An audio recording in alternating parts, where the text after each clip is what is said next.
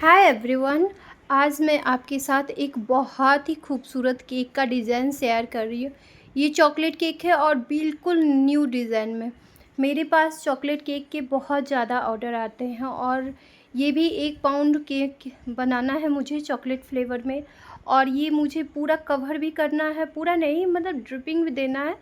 ये proper chocolate cake जो बनते हैं, ऊपर से चॉकलेट की गार्निशिंग लगाना है और जैसे डेकोरेट करके हम चॉकलेट केक बनाते हैं वैसे ही ये बनाना है मुझे। ये कस्टमाइज़ नहीं है। आप देख सकते हो मेरे केक का लेयर कितना अच्छा कटा है ये मैंने। और ये बिल्कुल भी चिपचिपा नहीं है। एक और मुझे चॉकलेट केक बनाना था, आप देख सकते हो बिल्कुल भी चिपचिपा नहीं है। अगर आपका केक चिपचिपा हो जाता है तो आप ना ऑयल और वाटर का थोड़ा ध्यान रखो कि आपने कितना डाला है। उसका मेजरमेंट अगर आप सही रखोगे तो आपके केक एकदम सही बनेंगे। और हाँ, जब भी आपका केक बेक हो जाए तो आप उसे फ़ैन के नीचे या फिर फ्रिज में मत रखो, बल्कि उसे ठंडा होने दो। ऐसे नॉर्मल टेम्परेचर पे आप उसे ठंडा होने दो और फिर आप उसे क्लीन रैप करके रख लो, या फिर आप उसके ऊपर एक कॉटन के कपड़े से उसे कवर करके रख दो, तो फिर वो बिल्कुल भी चिपचिपा नहीं होगा। मैंने अपने ये 1 पाउंड के केक को 6 इंच के टिन में बेक किया था और इसकी लेयर भी मैंने आपको दिखाया कितने मोटे-मोटे हैं। और मैं इसे नॉर्मल पानी से सोक कर रही हूँ। आप चाहो तो कॉफ़ी को पानी में घोल के आप उससे भी अपने केक को सोक कर सकते हो, बट मैं नॉर्मल पानी से कर रही हूँ। और फिर मैंने जो गनाश बनाया था उसकी एक पतली सी लेयर मैं अपने केक के ऊपर दे रही हूँ, ताकि इसका टेस्ट ना मतलब बेस के ऊपर दे रही हूँ ताकि इसका टेस्ट बढ़ जाए। और फिर क्रीम में भी मैंने गनाश मिला करके रेडी किया है। मैं अपने केक को उसी हिसाब से रेडी करती हूँ जैसे मुझे कस्टमर चार्ज करते हैं। ये कस्टमर मेरे बहुत पुराने हैं, मतलब बहुत पुराने।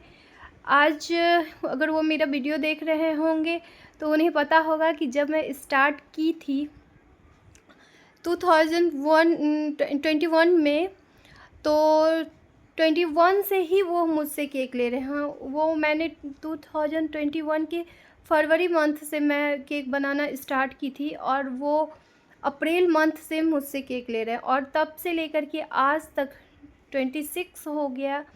इतने साल तक वो कंटिन्यू मुझसे केक लेते हैं और उन कभी भी कोई शिकायत नहीं हुआ है मेरी तरफ़ से, वो और ना ही उनके तरफ से। उन्हें मेरा हाथ का बना हुआ केक बहुत ही ज़्यादा पसंद है। और आप देख सकते हो ऐसे कस्टमर को ना जो मेरे रेगुलर होते हैं, मैं उनसे जब भी केक बनाती हूँ तो मेरा ये पैसे का कोई भी इशू नहीं रहता है।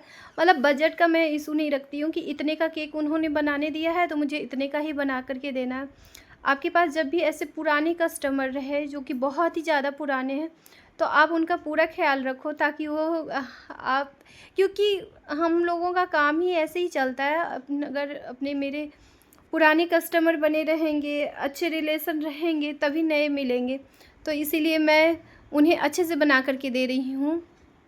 आप देख सकते हो ये केक मेरा रेडी हो गया है। मैंने अपने हर एक लेयर में क्रीम डाला है और गनाश मिले हुए क्रीम डाले हैं, फिर एक गनाश की पतली लेयर डाला, फिर चोको चिप्स डाल करके मैंने अपने केक को रेडी किया था। और हाँ, ये मैं क्रम कोटिंग करके फ्रिज में नहीं रखी थी, इस केक को भी मैंने डायरेक्ट इसे बनाया था।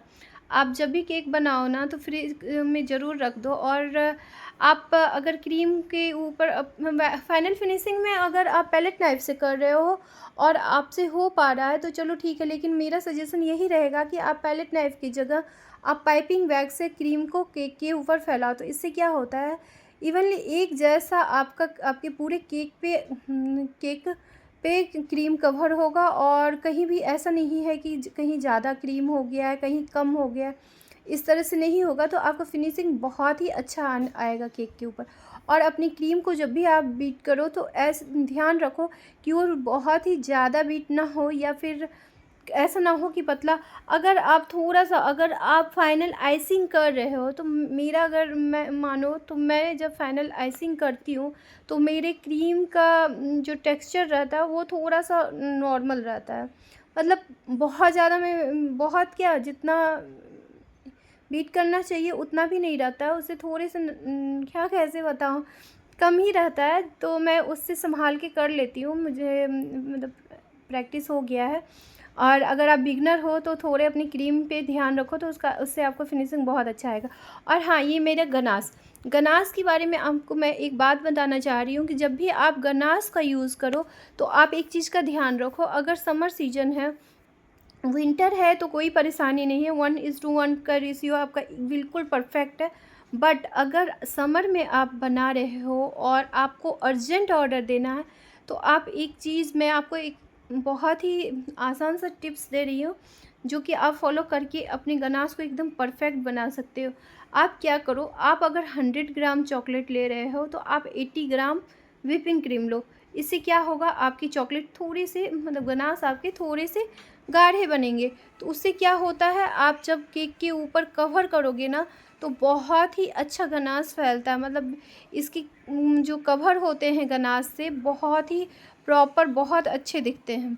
और आप तो, अगर आप बिगिनर हो तो आपको परेशानी होती होगी, लेकिन अगर आप लंबे टाइम से केक बना रहे हो तो इस चीज़ को आप मानोगे, क्या हर एक सीज़न में गनाश क्रीम हम अलग अलग तरह से हैंडल करते हैं। और विंटर में थोड़ा अलग परेशानी रहता है, समर में अलग परेशानी रहती है। आप इस चीज़ का ध्यान दीजिएगा कि ऐसा होता है। तो आप देख सकते हो मेरा ये केक रेडी हो गया है। मैं नीचे बॉर्डर बना ली थी और मुझे कुछ केक के ऊपर डेकोरेट करना था। मेरा कोई भी, मैंने कहीं से भी डिज़ाइन कॉपी नहीं किया था इस केक का, मैंने खुद से बनाया था जैसे मुझे समझ में आ रहा था। और ये जो डेकोरेशन के हैं, मैंने आज 2 केक चॉकलेट के ही बनाए थे और बाकी एक बटर स्कॉच का था और 2 पाइनएप्पल के थे। तो मेरे जो भी चॉकलेट के डेकोरेशन थे, मैंने दोनों केक में एक ही जैसा लगाया था। एक मैं आज आपके साथ शेयर कर रही हूँ, एक मैं कल आपके साथ शेयर करूँगी। वो भी डिज़ाइन बहुत बहुत ही ज़्यादा खूबसूरत है। तो अगर आप मेरे चैनल पे बने रहिएगा तो आपको बहुत ही ज़्यादा खूबसूरत न्यू डिज़ाइन देखने के लिए मिलेंगे। आप देख सकते हो मैंने अपने ये चॉकलेट के मोल्ड में ये रिंग वाले बना लिए थे। मैंने ये मोल्ड में बनाया है, ये रिंग वाला। मैंने कोई कुकी कटर से काट के वो फैला के नहीं बनाया, मैं मोल्ड में बनाई थी। और ये चॉकलेट वाले बार भी बना लिए थे। और वो कल जो मैं आपके साथ केक शेयर करूँगी, उसमें मैंने केक्सिकल्स के कुछ डिज़ाइन बनाए हैं, वो भी चॉकलेट केक के डिज़ाइन है, बहुत ही प्यारे, बहुत ही ज़्यादा खूबसूरत।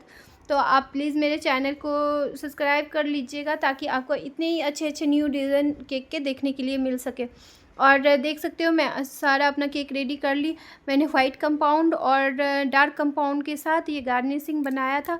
फिर मैंने चोको चिप्स में थोड़े से लूस्टर डस्ट मिला करके उसे थोड़ा गोल्डन टच दे दिया। फिर केक के ऊपर आधा हाफ में मैंने फैला दिया था ये चोको चिप्स को, ताकि हमारा केक में ज़्यादा मतलब दिखे, वो क्या मतलब चॉकलेट थोड़ा भरा भरा लगे।